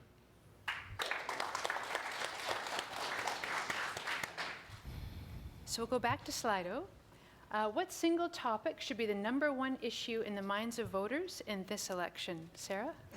I think the #1 issue, well, first of all, let me take a step back. This is an election where the decisions that are made in the next 4 years are going to determine the fate of our kids for generations to come. So the biggest issue in my mind is obviously climate change and the green energy transition. As an energy specialist who actually worked in that area, I want to make sure that we do that right. And the way that I see we need to do that right is, as Bryce said, to take out the subsidies to the oil and gas sector, which we are doing and we're committed to and well on our way to doing, and invest that in clean tech jobs, which we are doing. We've invested over $2.5 billion already in clean tech jobs. And we've said that we're going to cut the corporate tax rates for companies that are producing zero emission technologies. Now, this climate change issue is something that is incredibly important, and I want to make sure that everybody thinks if we don't do something about it this election, it really may be very well too late. And right now, there's only 2 parties in the running, the Conservatives and the Liberals. Which one do you want to take that on?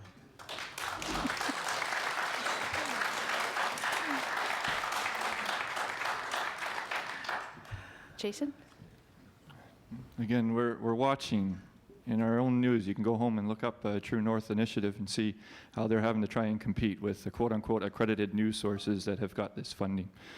When it comes down to what one issue matters in this election, the issue that matters in my learning from door knocking is the power of your candidate. Port Moody Coquitlam, you have 88,000 voters, and you have one candidate that's going to represent those voters. Find the candidate that has that conviction to stand up against maybe a 2-party race. Find that conviction, because that's what it's going to take to be in Ottawa and stand up against what it is that's likely to be an assault every day that they try and make their voice heard.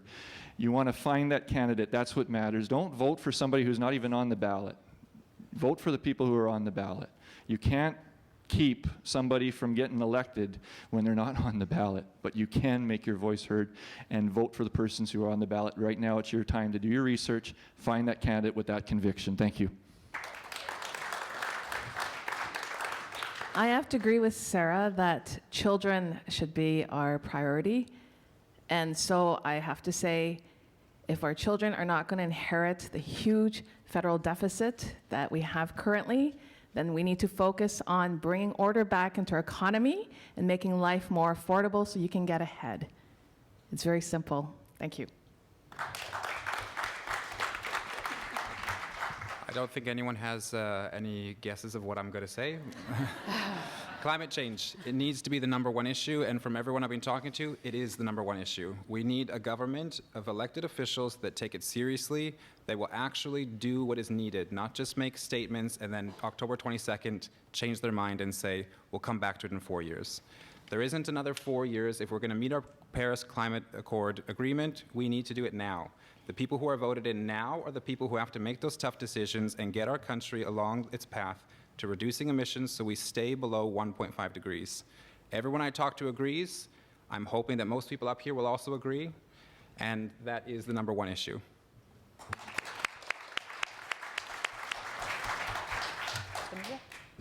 So it seems it's not what my #1 issue is, but it's what's the #1 issue of the community.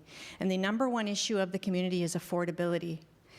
As an elected official in this community, I've been with you for the last 6 years on the ground, seeing the housing crisis that we're dealing with, seeing the opioid crisis that's coming, that's affecting so many of our families, both parents and kids. I've seen our costs of living skyrocket like we've never seen.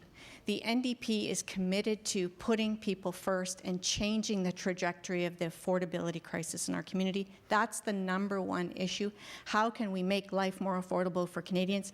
Not by just throwing candy here and there, but actually lowering our biggest costs, which are housing, transportation, and health.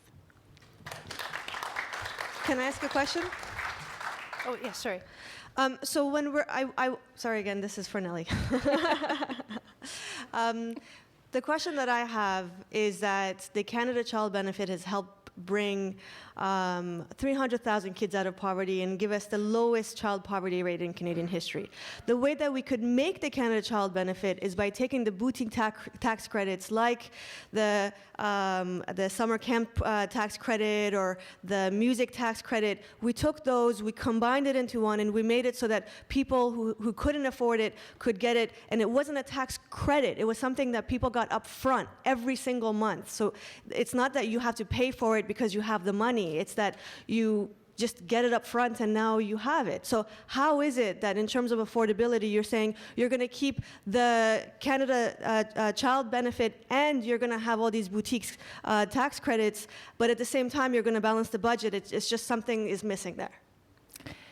So yes, we will keep that Canada benefit, Canada Child Benefit, and we will be introducing these tax credits, but we will also be taking away corporate welfare, at least $1.5 billion, money that your leader has wasted on people that don't need the money in these massive handouts. Thank you. So our next question is going to go to Jason first. And Jason, what will you do, if elected, to address the current labor shortage being experienced by many businesses? Did you read my notes or something? You guys are asking me all the questions I introduced at the very beginning here. We got an issue right now with businesses and fraud, and what we got to do is we got to at least deal with that part of it first, so that once we get the businesses changing from, again, looking for how to, innovate instead of cutting corners. When businesses start to value their staff, when businesses are in a good relationship with employer and employee, that is what is critical when it comes down to getting everything up and running. Now, with regards to the rest of our evening today, I hope that as you think back as to what we've talked about, go back and watch the YouTubes again and re-listen to how we've answered these questions. It's all there on YouTube for you to hear. So thank you. Nellie? Sorry, can you repeat the question? Of course. What will you do, if elected, to address the current labor shortage being experienced by many businesses? Sorry, can you repeat that? What will you do, if elected, to address the current labor shortage being experienced by many businesses? Okay, so labor shortage locally, in terms of employees being able to be hired, there's an affordability issue. So a lot of businesses, from what I'm hearing, are struggling to hire people. So in terms of solving that affordability issue, it'd be lowering personal taxes and providing more affordability for homes and making sure that families can get ahead so that they can actually live in the Tri-Cities and work in the Tri-Cities. Thank you. Bryce? So 2 key points here. First one is if it's a labor shortage in terms of not enough skilled laborers, again, going back to my single point that I've been saying over and over, take away the $3.3 billion in subsidies, use it for education programs. If we're not having enough employees that have the skills for the jobs, train Canadians to take those jobs. If it's not enough employees just in terms of population, then there's no reason for people to be advocating against immigration control or the mass immigration that some parties are going against. We need workers in this country. It's a country built on immigrants. So if we need those workers, then we should be welcoming people with the skills to fill those positions so our businesses have the proper people in place to make them thrive. Thank you, Bryce.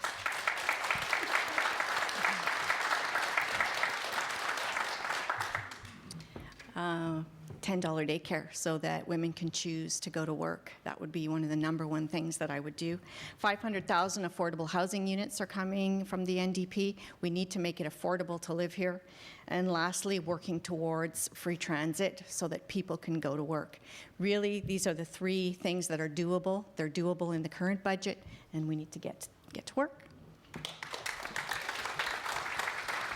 So the labor shortage is a serious issue. First of all, in Budget 2019, the Liberal government already introduced the training benefit that provides additional support for people who want to pivot and get enough time off from EI, through EI, so that they can have, and to get the money so that they can get the training in order to pivot. But I really do want to talk about what Bryce touched on, because this labor shortage is going to get worse. We're going to have 9 million people over the next 10 years becoming senior citizens and coming out of the workforce. This is one of the reasons why we have been increasing the immigration numbers. Right now in Canada, we get about 60% of our newcomers being skilled immigrants, 25% being their families, and about 15% being refugees like myself. And even those refugees, I can tell you my mom and dad have worked, they were the unskilled ones. They've worked so hard their entire life. There are care aides in the Tri-Cities right now taking care of people with disabilities and developmental delays, and their daughters did quite well. So this whole anti-immigration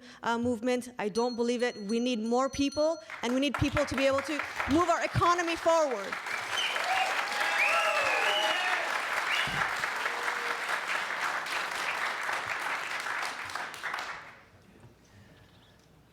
Jason's looking at me with pain in his eyes. I just want to know if that was a veiled attack.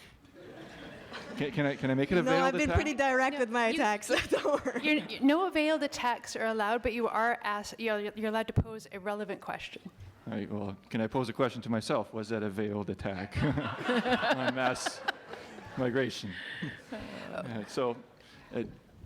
Just taking it was. Again, the number is actually 26% of the people that immigrated out of the 320,000 people that were actually skilled labor. And that 26% is important because when we came up with the mass migration argument, we were dealing with, okay, what are the numbers that need to be so we allow skilled migration into the country? And if you take 320,000 times it 26%, you get 87,000. The number that we've proposed is 150. Think about it. Well, if you take half of 150, that's roughly 70, 80,000. We are inviting the same amount of skilled migrants into the country no matter what. No matter what you look at it. This is when you talk about the problem of mass migration, now you're dealing with the fact that we're trying to be even more generous than all the countries in the world. We take in 350,000 with a population of 37 million. That's more people per capita than the U.S. is taking in. That's more people per capita than the rest of the world is taking in when you look at it from the standpoint of what we did with refugees. Can I There's make a redirect. Yes. Jason, I'm sorry, you're absolutely wrong. When I was working in Jordan, in Turkey, in the Middle East, there was 1 refugee for every 5 people. We are not even on the order of magnitude of what other countries are taking in terms of refugees.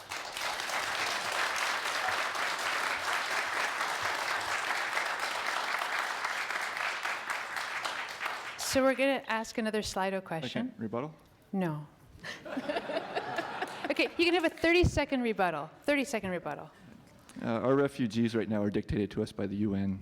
And I think the best thing that can happen is we can take control of that and have it so that we control the refugees that we bring in.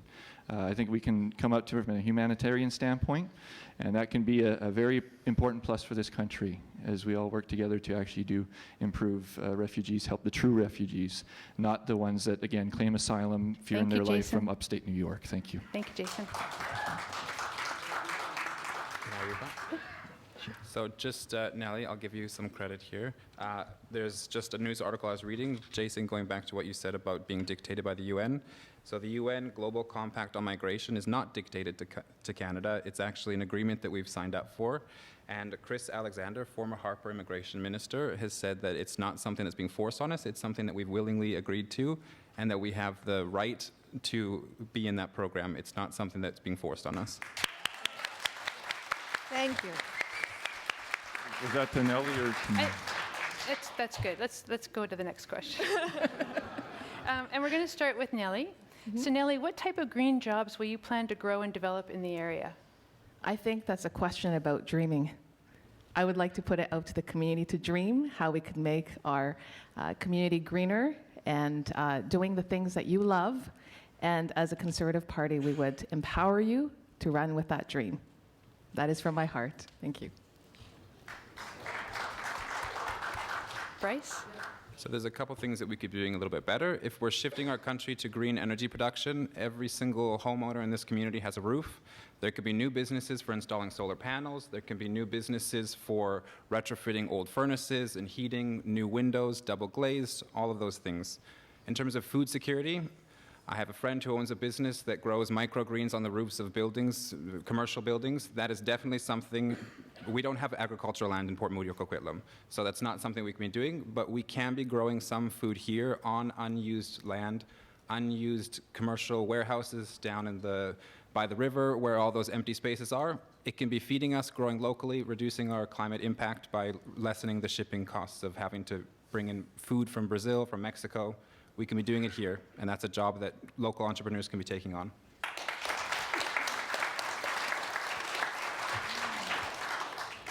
So we already have a thriving health and wellness sector in this community. We have food production, food manufacturing, food processing. We have nutraceuticals.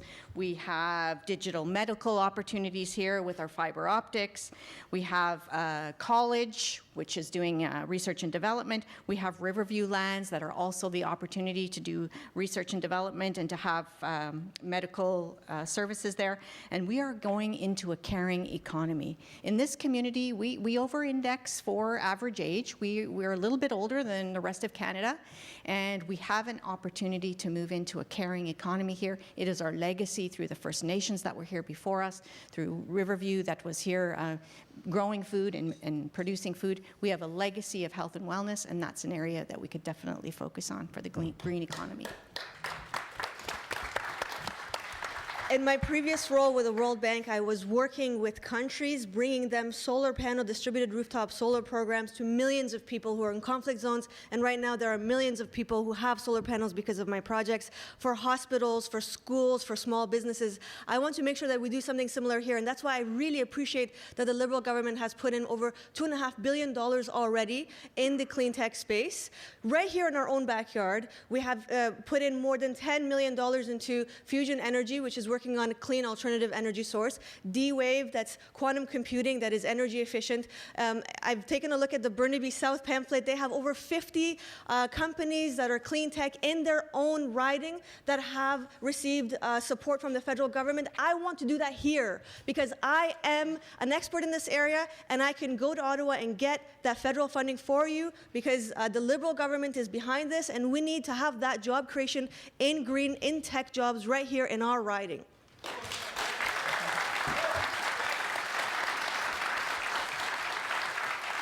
Jason? So point of clarification again. So when someone claims asylum status, they're claiming refugee status. Okay, just an FYI. If the the Paris Climate Accord is non-binding, then why are we in it?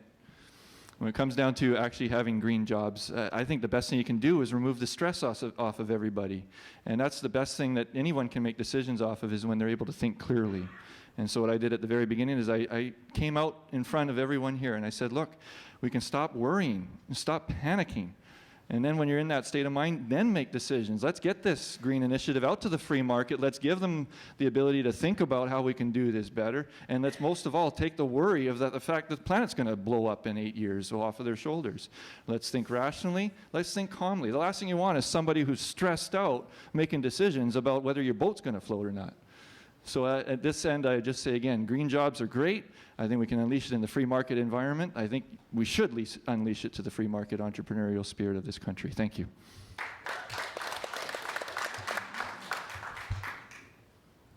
Any follow-up questions? I do have a question, actually. I'd like to know what the Conservative Party is doing specifically for clean jobs, because this is an area that right now, thanks to the support from the Liberal government, is booming. It's one of the fastest growing sectors in Canada. It's got 300,000 jobs currently and poised to grow even more. There's $9 billion of exports, and it contributes $28 billion to our GDP. The Liberal government has said we're going to come in with 50% tax breaks, corporate tax breaks for these companies. I'd like to know what the Conservative government is doing to make sure that you help the economy and you help the environment at the same time. So we are supporting the pipeline. And so with that, many jobs will be created, and we will have ways to support that industry so that we are self-sufficient in our production of oil and gas. And so that's why we support it, and that alone, once it gets going, will be an area that we will be able to expand our economy while being friendly to the environment by not letting this go to countries outside of here that have very low regulations on controlling gas emissions. Thank you, candidates. This concludes the debate portion of the evening. Before we move on to closing statements, we want to share with you the results of our second poll question. And the poll question was, what are the top 3 issues influencing your choice of vote in the upcoming federal election?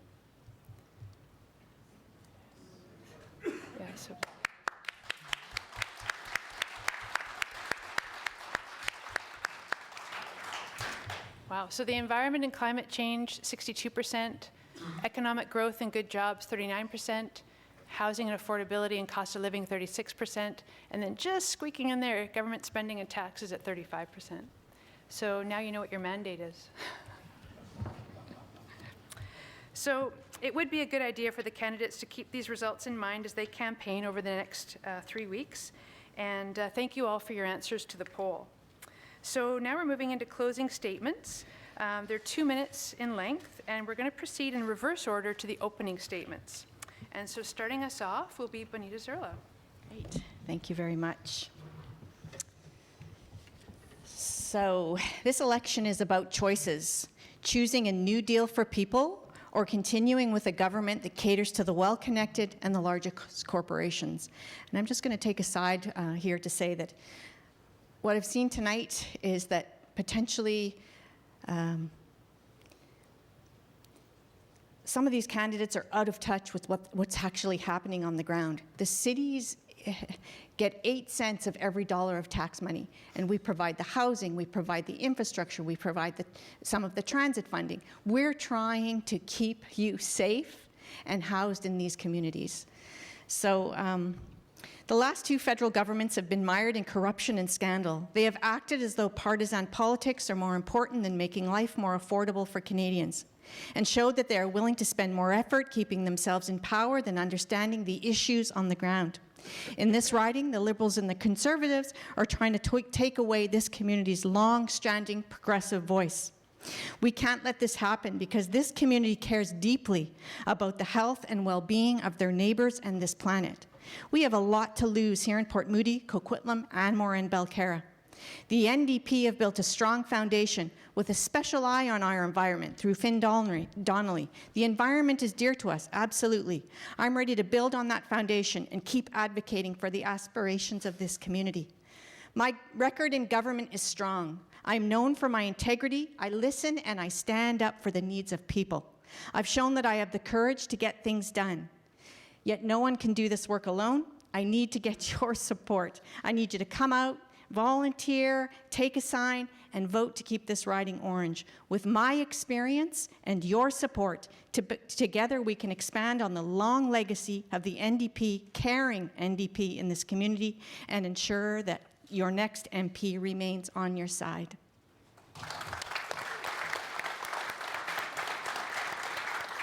Thank you, Benita. Next is Bryce Watts. Well, as we all know, the Green Party of Canada has been beating this topic to death. And finally, as you can see from the polls, people are waking up. Climate change is the #1 issue that all of you agreed, or 62% of you agreed, and all the hundreds of thousands of people who marched across this country last week and around the world, the millions that marched. Climate change is here. I'm sorry if people don't think that we should be doing something about it up on this stage, but it is a problem. We need to address it. We need to elect a party who has been consistent in their messaging and who says what they mean and does what they say. The last two governments say a lot of good things, but the next day or over the course of the next few years, nothing is done about it.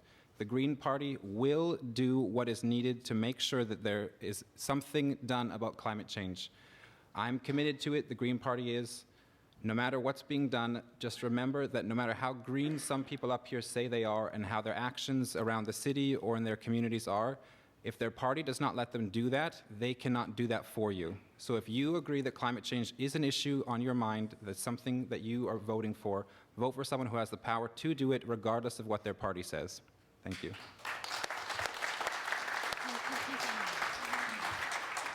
Thank you, Bryce. And next is Nellie Shin. So I'm Nellie Shin, your Conservative candidate for Port Moody, Coquitlam, and Morin-Balcarra. I'm a teacher, humanitarian, and artist, and I'm running to become your Member of Parliament because I'd like to help you prosper and improve your quality of life.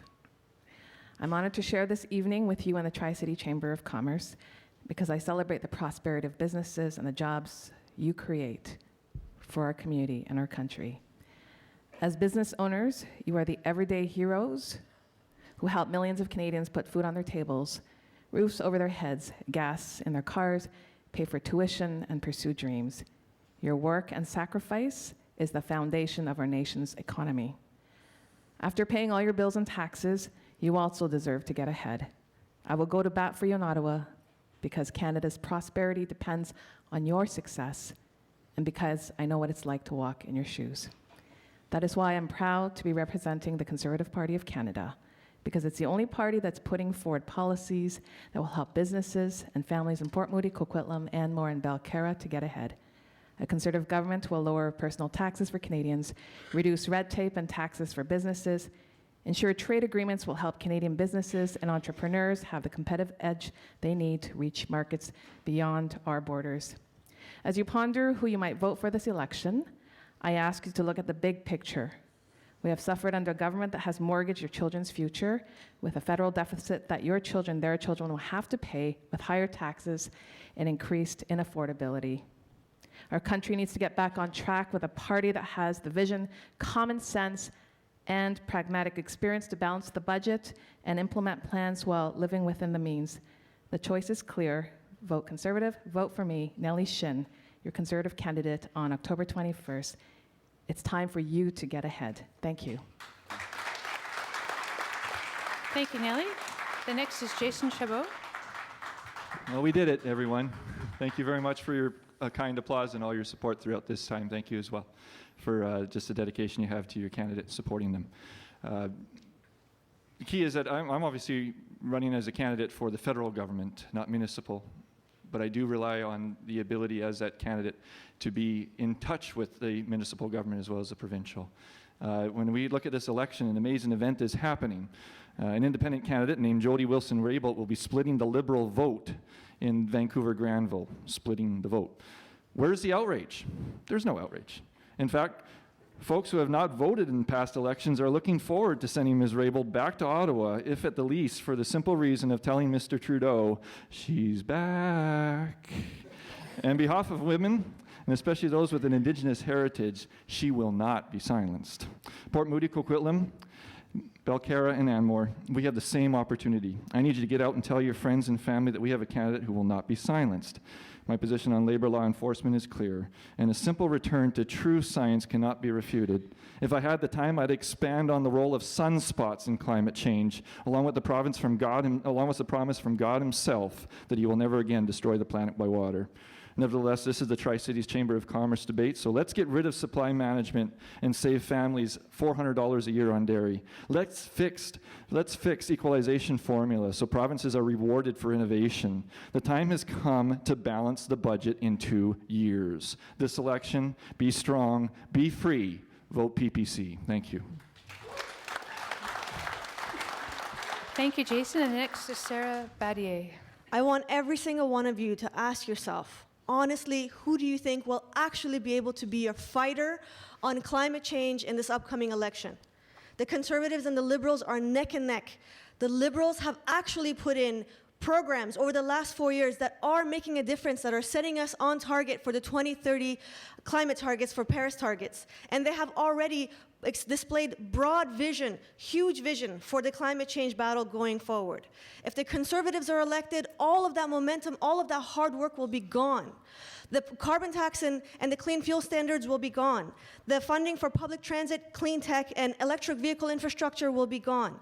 The funding for our oceans, salmon, trees, our endangered species will be gone. The ban on single-use plastics will be gone. I'm sorry, that is not moving forward. That is not getting ahead for our kids. That is moving backwards. That is backwards. And I don't want that for my daughter. I don't want that for the future of your kids either.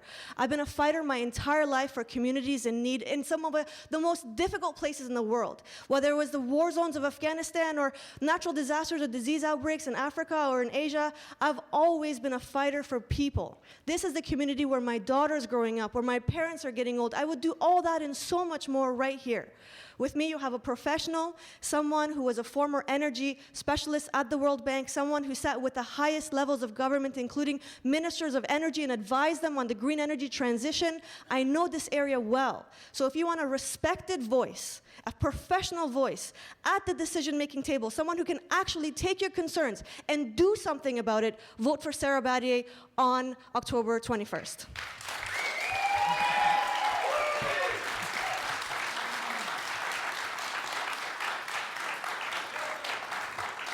Thank you, Sarah.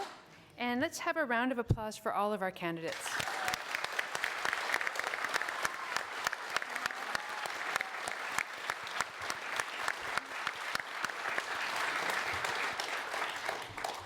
So this concludes our evening debate. Thank you all for coming and participating tonight. Archive footage of the debate will be available on the Chamber website. It's www.tricitieschamber.com, courtesy of Tri-Cities Community TV.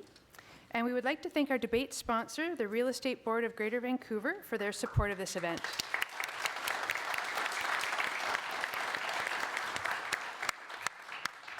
So the venue lobby is going to be open up until 9:30. And so we welcome all candidates to stick around and meet members of the community until then. My name is Mary Villani. Thank you to the candidates for participating and to the audience for your questions. Please don't forget to vote on October 21st. Good night.